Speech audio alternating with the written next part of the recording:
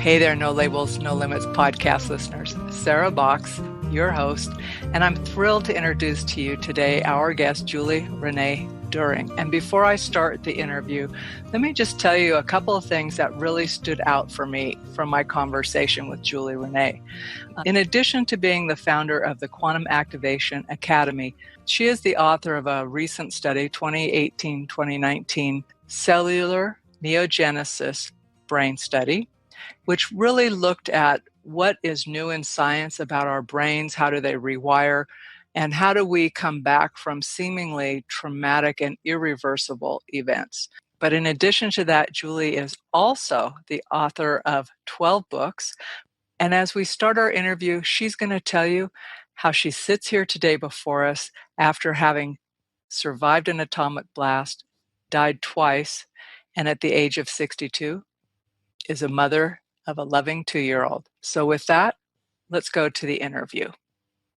Hey there, No Labels, No Limits podcast listeners. As promised, our guest today is Julie Renee Doering, and I'm going to ask Julie Renee to introduce herself to you and a little bit about her backstory and how she sits in front of us today, how she came to be here. Oh, I get to do the introduction. Yay. Okay, so I'm going to tell you what I want to tell you.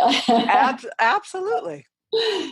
So I literally survived the atomic bomb testing in the Nevada desert as a child. We were on vacation. We didn't live there, but they were doing underground bomb testing. People go, what are you talking about? From 46 to 76. So 1946 to 76.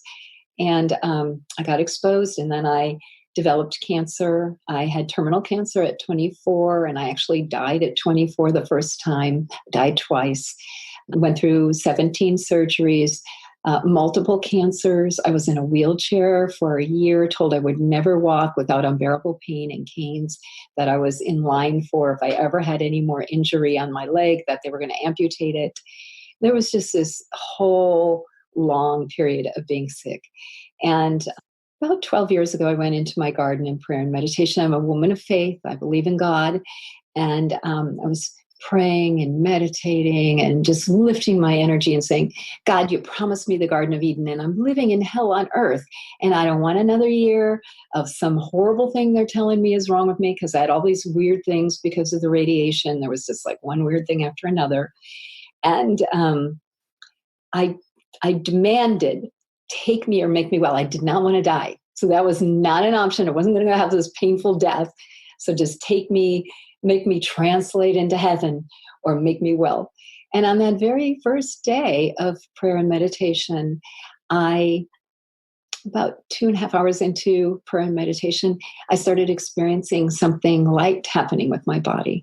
And in my mind's eye, so in my vision, I could see a master cell, a cell that kind of directed my whole body to generate as an infant, was going from very, very sick and damaged to this healthy cell. And I was watching it, and it became this pulsing blue orb. And I cried. I mean, I was looking at what I felt like I was looking at is the face of God, that it was something so incredible. And what was so phenomenal about that moment was I'd always separated. I always thought my body is made of clay and my spirit is of God. And all of a sudden I knew that my body was divine, that my body was of God. And there was this huge shift happening in me. It was feeling like light and tingles all over my body. And I continued to go into my garden for several weeks, do the same thing. I had that inspiration because I sat where Buddha sat under the Bodhi tree in India. And where he had his enlightenment, I was under one of the ancestor Bodhi trees that had come from the tree that he had sat under. And he sat for 40 days because they had said, all the wise men said, there's no way you can become enlightened. You're the son of a king. You're wealthy. You can't become enlightened. And of course, Buddha proved everyone wrong and became enlightened. And every doctor had said, you're dying. You got to make peace with this. Just live with it. And I was like, no, I don't believe in this. Within 6 months, I was running 30 miles a week on a mountain trail. And you have to understand, 6 months before, I was walking with 2 canes. They were telling me to get a cane with a seat because I was walking with so much pain. They told me I would never dance again. And 6 months later, I was dancing on stage again with a rock and roll band. And my life just dramatically turned around. And it wasn't like I wasn't without problems, because I had to continue to heal and regenerate and learn. But the scientists and doctors around me were watching my body get better. And I was getting better so much faster than I had declined. And I looked so ancient. When I was sick, I looked really, really old. If you see pictures of me from 20 years ago, 15 years ago, I looked like I could be my grandmother. I looked so pain-ridden. And they were going, what is going on with you? And so the very first people I taught, and actually the reason that big book, Your Divine Human Blueprint book, came together was that they wanted me to define what was happening in my body. And at that time, I had to keep trying to put words to what was happening. And in the beginning, it was hard. Now I'm just boom-bitty, boom-bitty, boom. So I kept writing. Marci Shimoff, who wrote Love for No Reason and Happiness for No Reason, she was looking at this. It was a 600-page book, and I still had 17 chapters I wanted to write. And she said, "You're ridiculous. Publish this thing. People are not going to read a 1,200-page book. Just get it published and get to work." And so I published, and I have continued to publish and teach. And so that's kind of my journey on how I got to sit in front of you at 62 years old, mom of a 2-year-old, and teaching an academy that has students from 84 countries now. We have students in 84 countries. It's been a journey, not without suffering and difficulty. But you know what? I think suffering makes us stronger, makes us wiser, makes us better. So if you've gone through some suffering in your life, just know that you are the lucky one. You really are the lucky one, because you've gotten the opportunity to grow. People who are in a coast life, they're not growing. You might dream about a fantasy coast life of just, relaxing on the beach your whole life. But honestly, that's a little boring, right? For me, it is. Yeah. It was like going, okay, that's good for an afternoon. Yeah. But there's more happening. We take like a 6 or 9 day vacation twice a year in a Mexico beach, 6-star resort with white sand beaches, and me and my daughter go. That's nice. But I love all the activity of life. I'm a big fire woman. I've got 7 planets in fire. So I want to go, I want to have action and activity, and I want to grow. So let's back up and talk a minute about your daughter. And you talked about you have a 2-year-old now, right? Mm-hmm. At 62. So that has its own story. So in the context of someone who's already overcome much, I mean, amazingly, and I do want to talk about your work and your research and all of that, but I also want to talk about your giving and loving heart that then brought a child into your life at this point where you clearly have much to give. What prompted that, and how did you even bring that about? Well, that's a very deep story too. When I got sick at 24, I was married, and I had 3 children. At 24, I already had 3 birth children, and I lost custody. And really, it was so hard on me because I was just all about being a mom. And over time, the relationship really with the children was so split because the father didn't want me involved in their life, and it got more and more difficult until the point where they just haven't spoken to me in years. And I had always loved them and wanted to be part of their life. And then there was all of the sickness, and I hadn't given up on having more children. And I had tried in my 40s, but my body wasn't healthy enough. I had tried fertility medicine, and I would conceive. I'd be pregnant for a few weeks or a month or 2, and then I'd miscarry. So I had 13 miscarriages trying to have children when my body hadn't been regenerated yet. So I was trying. And then I came to this point in my early 50s where it just didn't go away. The wanting to be a mom and wanting to take the kids, which I do. I take her to ballet. She's in a lot of therapy because she has some special needs. So we're in therapy 4 days a week. And she goes to a special, wonderful school. And it just, to me, I didn't feel like I had completed what I'd come to do, that I had wanted to fulfill my mothering experience. So I created this huge miracle, and I moved into this incredible beautiful estate I bought. And that was like way beyond what I could have imagined. A lady who actually interviewed me, she was talking to me personally on the phone saying, oh, get realistic, Julie Renee, you're not going to get that house for another 4 or 5 years. And I thought, oh my God, I can't wait another 4 or 5 years for children. So I worked like 18-hour days, and I went to the National Publicity Summit. I went to all these things, and I connected with everybody. And I made this huge miracle happen where I moved into this gorgeous, very wealthy area. And within 6 months, I was ready to bring children in. And that was the plan, to get this big house in the country. We're on the top of a mountain in the Santa Lucia mountain ranges in Carmel. And so I just called, and I heard this is funny, I heard the voice of God say, it's time to do it. Pick up the phone. And so I searched California adoptions, and I found an adoption lawyer. And I said, I was 58, going on 59. I was like, is it too late? I want to adopt a child. And they said, no, you've just met the deadline.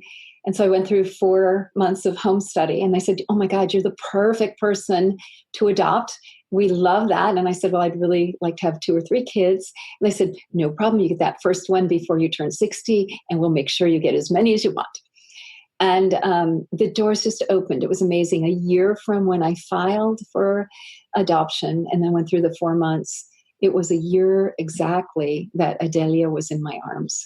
I got her at 20 hours old and brought her home at 12 days old. And it's been amazing. And when you go through an adoption journey, and the way that people can do it who are over 50 is through private adoption. That's generally how you can do it over 50. There's foster parenting too that you can do. And you'll just have to find out. Overseas adoption kind of ends if you want to adopt children that are from like Russia or India. That's going to be, you're going to have to be younger than 40 to do that. But I think I always want to say to people, your life's not over. And there are miracles waiting to happen. And I think we start talking ourselves out of the wonderful life we planned for ourselves. And what I've found is that nothing is in the timing I thought it would be. But I look at all the miracles that happen one after another. And I have to say that it's that strong faith, just believing that there's good ahead of me and that there's more to come. And thinking that, well, gosh, my grandma lived to 99 and a half. And we've got distant relatives who lived to 107 and 109. There are people in Japan, 70,000 people living between 100 and 120. There's no reason that I can't watch these children that I'm adopting grow, get married, have children. Maybe I have grandchildren or great-grandchildren. I don't know. But I know that I'll have a long life ahead of me. And it's a beautiful time in life. At this stage, I'm wise. I'm patient, I'm loving, I have more prosperity than I did in a younger stage. I understand life better. It's a perfect time to have children. What a giving and loving heart you have as well. So I just think it's great, and how great for your daughter, and just the transformation within yourself, both physically. I wanted to ask you, when you saw that master cell, mm-hmm. Have you continued to see that in your work and your research when you went back out to the garden repeatedly? Did you reconnect with that? That particular experience, I think, was meant as a blessing so that I understood and I saw that. So I haven't had like that elated experience. Mm-hmm. But yes, that's actually what we do. We work with the master and the stem cells. And that's how cellular neogenesis works. We activate those cells in whatever area. I just finished a brain study, so that's what I have been talking about. But we do regenerate the entire body in our Year of Miracles program. It's 12 months. It's 36 hours of regenerating everything in the body over 12 months. And we use cellular neogenesis to do it. Well, let's talk about that in more detail, because I know you have some great examples of really concrete things about what have happened from high performance men and women who have had strokes. But before we even talk about that, talk about your research and about what is neogenesis anyway. Give our listeners some sense about what's that mean, and because when I first said it, I said neurogenesis, which is Yeah, different from what you're talking about, it is. Yeah. right? So set me straight and set me straight, and then we can talk about some of the things your folks have experienced. Okay. Cellular neogenesis, I defined and brought in. It's really fun because I do hear scientists using words very similar to what I'm using when I'm describing this. And that is, first we do a big clearing where we clear like 1,000 different obstacles to that part of the body regenerating. And we use a chart and some hand movements. We're using the quantum field. And there are two kinds of physics. There's Newtonian physics and there's quantum physics. And most people think about Newtonian physics as legitimate physics. It's like gravity and the apple falling from the tree. So that's Newtonian physics. You probably studied that in high school or college. And then there's quantum physics. Quantum physics isn't quite as revered, unfortunately. They both were really defined in 1915, the same year. But quantum physics says that we're all part of a field of particles vibrating. Based on how those particles are vibrating, you get a better or a worse result. And so imagining that your body is part of a field of particles vibrating, you can transform without doing anything energetically, like with energy healings or I don't want to, like, there's all kinds of different things where they're moving energy and foreign energies around to make your body move, but then you have foreign energy in you. What we're doing is we're rearranging the way the particles are vibrating in your body so that you're healthier, or you're younger, or you're more youthful, or your skin is better, or your heart works better, or your brain works better, you're see again. I wear glasses from 18 to 46. I'm 62. I haven't worn glasses since I was 46. I have no intention of ever putting glasses on again. So there's lots of practical applications for cellular neogenesis. We're activating the stem and master cells in the area that we're regenerating. Then we're mirroring them to the surrounding cells, meaning a mirroring process. You might, when somebody smiles at you and you have that feeling, you have a little like glow, that's mirroring. So what we're doing is we're having the cells that are now at 100%, the master and stem cells, we're having them mirror to those sick cells or those low functioning cells surrounding. And so now they've got that glow too. And then the third part of that is we start a regenerative process, a cascade of new cell growth. And how we do that is we use the mitochondria. Mitochondria is a fuel generator of the cell, looks like a little caterpillar. And I've always had this silly image of tickling, putting your finger in the caterpillar's belly, and it goes hee, and out spurts a whole bunch of healthy cells. Now I know that's really silly, but I do see things kind of cartoon-like when I imagine things a lot of times. So that's what I imagine. And then the cascade of new cell growth lasts in the brain for about 185 days. So you're getting about 6 months of regeneration. We follow that up just with a half an hour of meditation a day and some directions like don't have pain medication and alcohol, drink water. We have a SIP 16 method of water. So drinking half your body weight over the course of the day, but not guzzling, drinking it over the course of the day. But really very little to get phenomenal results. That is so hopeful. And I mean, when you think about what you're describing and the healing that can come from that, Yeah. I just think that's so hopeful. And I want to say that it works in two different ways. So cellular neogenesis works with things that are working not very well and less frequently, but we also have people who have had something surgically removed and we've been able to grow it back using the exact same technique. So Lady Carolyn Stevens, if you put my name and Carolyn Stevens' name into YouTube, she did an interview. I wasn't there, but she did an interview on what that was like, the experience of working with me. And we went on to grow her colon back after that interview. So she was, her life force was at like 4%. She was having visions of angels. She had been a former nun, married late. And then as she was getting better, she stopped having visions of angels and she started like getting up and like she was out of bed and moving around and there was this like miracle happening. which is so exciting. And she had a bag, and she had married late. So she said, I don't feel like I'm going to be whole unless we get rid of this bag. So Julie Renee, I want you to regenerate my colon. And I'd had some evidence because I had been able to regenerate my tonsils and adenoids that had been surgically removed. So I said, okay, we're going to do our very best, and we will do the same process. And you'll use your prayer and your connection with God and the angels, and I will work with the quantum field and God too, because God is my partner. And together we grew back her colon. She was able, 18 months later, to have the colostomy bag removed with a healthy colon and no problems. They say they didn't want to remove the bag because she was going to have explosive diarrhea because they didn't believe a colon was there.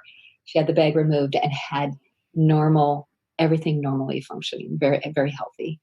And it also works with, we had a lady who was going through the treatments, and she had 27 lesions. And we weren't, in her case, we were working on her energy and vitality.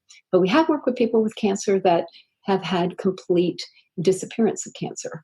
Many things that have been amazing and miraculous that have happened. But with her, she had PET scans, and they were looking at her liver and her lungs. And right in that area, a radiologist discovered that she had a failed adrenal that was the size of a raisin. And she was working with me, and she was taking classes with me. And over 4 months, she went back and had a PET scan again to see what had happened. And that adrenal was now on the PET scan the size of a plum, fully functioning. And so it was like documented by a radiologist. We've got a dead, non-functioning adrenal, and we just plumped it back up and got it working again for her. And she was quite ill. So I think, well, you look at that, and a miracle can happen in a healthy or a sick body.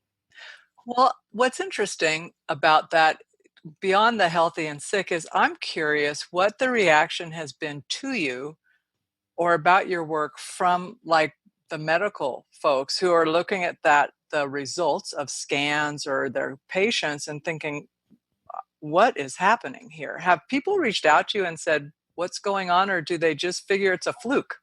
It's kind of a funny thing because they tell their clients, keep doing what you're doing because it's working. And that's what they do. And in Western medicine, they are monitored. They cannot promote or endorse anything that's outside of the practice of Western medicine. And I've had doctors study with me, and they want all the knowledge, but they can't really say anything. They can say, well, she's, but they're under very strict guidelines. Well, and that being said, we've got like 12 testimonials from doctors who have experienced my work and had miraculous transformation on the site. I'm not going to say that they're going to take it out into the world, but they've told their story and gotten it into the website. So we've got quite a few testimonials from doctors who are very grateful and know that it's not just slice and dice and pills. It's just not going to be the solution. What we're really looking for is to grow healthier and younger. We're not looking for just there's a place for Western medicine. I think it's in, dire straits when you've had an accident. I think that's a good time for. If you've had a really serious like pneumonia or something, that's a good time for Western medicine. But I think most other things, we want to grow younger and healthier. And after you've been through an accident or you've had an illness, you want to do the regenerative work. So talk to me about from a participant or one of your client perspectives, what participating in this year-long program, I mean, you talked about like the meditation, but what would I expect as someone as part of that program? How often am I with you? What's that look like? Well, we have 4 different year-long programs. The one that I mentioned, though, is the regenerative program, the Year of Miracles. And it's really easy. You're going to come into a 3-hour regenerative retreat via live stream, very much like this. And there's a chat box going the whole time, and people get to ask questions, and we sing and we pray and we affirm that we're, powerful beyond measure, and we have the ability to transform ourselves. It's very uplifting. We're very love-based, and it's a wonderful experience as you go through. And we have charts, so we'll do a clearing And then we'll go into the cellular neogenesis chart. So one by one, we do different hand movements and different clearings and different activations. But it's I would say very luscious. The people who participate in Year of Miracles are very fortunate people. They're going to have a 15 to 35% improvement in all areas that we're regenerating. First year, a lot of times people will come in for 3 or 4 years because they continue to get bigger and better results. The first time we're touching on something, it's going to move, but it might not move all the way. And so we keep working on that. I also have a one-to-one miraculous program. And that is even wonderful in a different way because you get to work directly with me.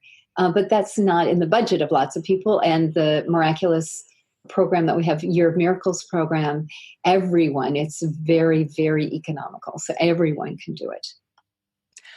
Now, will you tell us, for my listeners, Julie Renee and I had a chance to chat before we started recording, and she was sharing some really amazing stories, amazing to me, about people who have actually suffered strokes, and her high performance people in the relationship. So Julie Renee, will you talk about the link between high performance in the brain and strokes, and then what happened as a result for those individuals? Yeah. First of all, we talked about, and what I think is really remarkable is a woman who, early 60s, very high level executive who traveled around the world.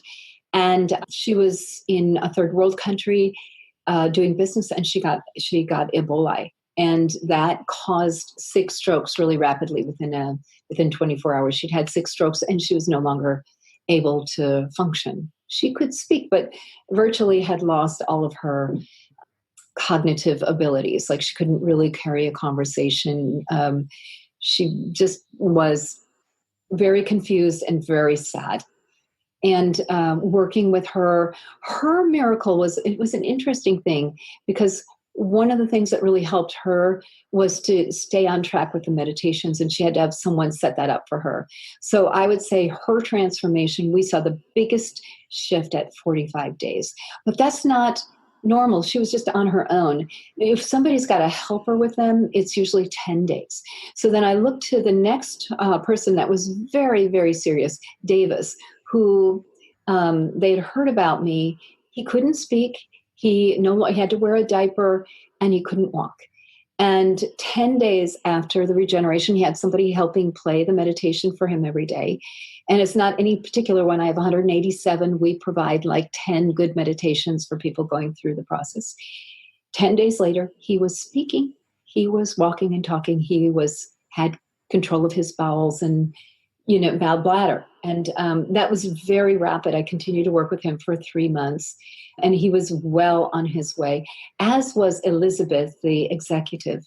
And then there was a PR agent who was really in kind of early stages of dementia, Alzheimer's. And her friends got together and said, Julie Renee, we love her. Linda was her name. And we've lost her. She's not herself anymore. She doesn't remember things. And it's really upsetting to all of us. And so they got together and bought her time with me. And within 10 days, I got thank you notes from all of them saying, we've got our Linda back. And she's like bright and smart, and she's got her memory back. Now we look for the first initial big boost 10 to 14 days after the regeneration. But immediately you're going to feel clear. You're going to feel really kind of refreshed, and you're not going to have any funny, like looping mind. So many people have that looping mind thing going on. By the way, we have a julierenee.com/quiet mind. We have a meditation for those of you who are interested in brain regeneration. So that's just a gift if you want that. But one of the things people say when they are going through the brain regeneration is the first thing they notice is that their mind is quiet and their body is relaxed. And they feel so at peace that they don't know if they've ever felt at peace, at one with themselves like that in their lifetime. Like, I don't know. They say, I don't know if I ever felt this way. I mean, I've always had like chatter going on, and all the chatter shuts off. And there's this beautiful experience. Some people, depending on what kind of health you're in, some people will have a few days where they're pretty sleepy. And that's really great news if you are, because the cells are growing fastest, most rapidly when you're sleeping. So if your inclination after regeneration is, I need a few days off to rest and relax, perfect, because you're going to get a nice big boost of new cell growth. And you have to think about those cells are at 100%. So they're all popping out, coming from the mitochondria is directing it, and they're coming out sparkly. We use the light of the cell for the mirroring. So they're all like the spirit of the cell, light of the cell. So they're coming out. It's feeling really good. You're feeling really good. And then that first big boost of like a brain leap would be between 10 and 14 days. You're going to have a brain leap. And then it's going to be like steady. And I always encourage people, when you've gone through brain regeneration, try after 14 days, start thinking about whether you're reading new topics or you're taking a new language or you always wanted to do piano, start taking it. Because we want to open new ways that you use your brain. Just like a muscle, if you're doing bicep exercises, that's exercising. If we could regenerate it, but if you did nothing with it, it wouldn't get bigger. You have to exercise it. And so that's what we want with our brain. We want to exercise it. We want to use it. There's brain plasticity programs. You can do 7 minutes a day of something like lumosity, or there's many different brain programs that just exercise different parts of the brain. So we want you to really activate the parts of the brain that you want to see that big growth, kind of a burst of growth. So you'll see a shift. Your memory will improve, your sleep will improve, your speech will improve, headaches will go away. There's just maybe 1,000 different things that improve. It's funny, even with brain regeneration, people a lot of times tell me their bladder improves. I would imagine to me that the science, and I'm using the term science loosely, considering what you're talking about is science plus. Mm-hmm. It's not just the limited view of science, Mm-hmm. but that there's still things to uncover from all that you're doing. And the more people you touch, the more is learned about it, I would imagine. Yeah. I think so. I think that one of the things I really love in our academy is we have some wonderful students, and they bring their problems to me. And of course, I've worked on my own self, but now I get to work on everybody else's stuff too. And the knowledge just keeps expanding. We keep creating new charts and new information and new documentation. So yeah, it's a living, breathing, active revelation. I don't know. It just feels like it just keeps growing. It just keeps getting better. So as we wrap this up, because I could just keep asking you questions, but I won't. I won't, be out of respect for your time and the listeners. But I just think there's so much potential from what you do and how it can open up all of us to be more fully who we are. And many of the folks who are part of my listening audience, as well as my client base, are all people who are in some sort of transition. Maybe it's a life transition or whatever. What piece of advice might you give them in addition to looking at what you have and what you have free on your website to begin this work with? What advice might you give someone from your own history and learning to where you sit now that would encourage them to step out? Well, I think, first of all, if you're going through a transition, I think one of the things you want to remember is to stay hopeful and faithful, however that is for you.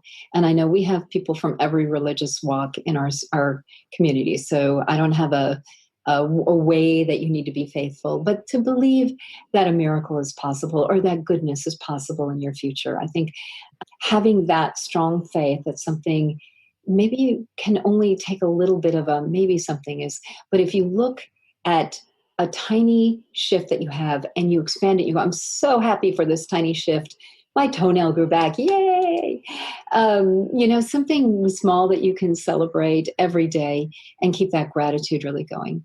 If you're working on brain things, the 6-16 method, which is drinking half your body weight. So you divide it. It's typically 4 ounces every half an hour throughout the day, half hour to 45 minutes. We have to remember that the brain doesn't have a bladder back here. And so if you guzzle and you don't drink anything for 3 hours, your brain is dehydrated, which makes it function poorly. As a matter of fact, it makes neurotransmitters and hormones function poorly. So by sipping all day long your water, that's going to help you a lot. Get out in nature, take walks. Nature heals the body. So that's going to be another wonderful thing you can do to improve your mood and your connection with the divine and your health. Oh gosh, meditating daily would be very good for you to do. On our website, julierenee.com, we have 5 or 6 free programs. So if you're suffering from fatigue, we have Fatigue to Fabulous. If you're working on your money stuff because you just went through a divorce, we've got something for that called the 7-Day Wealth Jumpstart. We got the Quiet Mind. So you go shopping and get your free meditations, and daily meditations are going to make you feel so wonderful. Julie Renee, thank you so much for your gifts today, for your spirit, but also just the gifts of your knowledge and life experience. It has been a pleasure to meet you virtually and to learn from you today. And I wish you all the best. And with that, I'm going to just say thank you and leave the last word to you if you have one.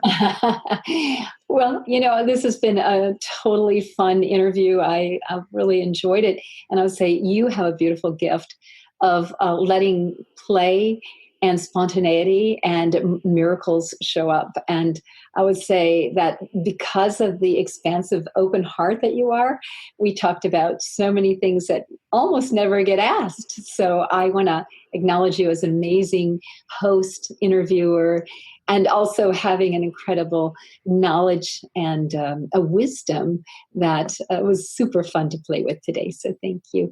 And for the listeners, if you are going through a difficult time, believe me, I've been there. I know it's really hard. It's hard to keep that faith and that hope up.